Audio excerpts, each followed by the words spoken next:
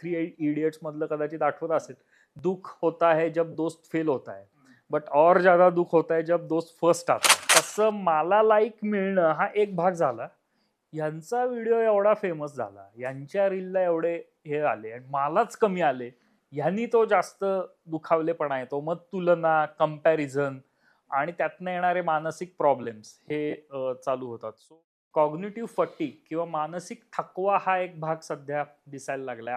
आपण स्वतः इतकी मोठी इन्फॉर्मेशन सतत घेण्याच्या मानसिकतेतलेच नाही होत. म्हणजे हे हार्डवेअर किंवा ही कपॅसिटी जी आहे, इतकी इन्फॉर्मेशन घ्यायची क्षमता नाहीये असं म्हणूया. थोडंसं एक्स्ट्रीम होईल.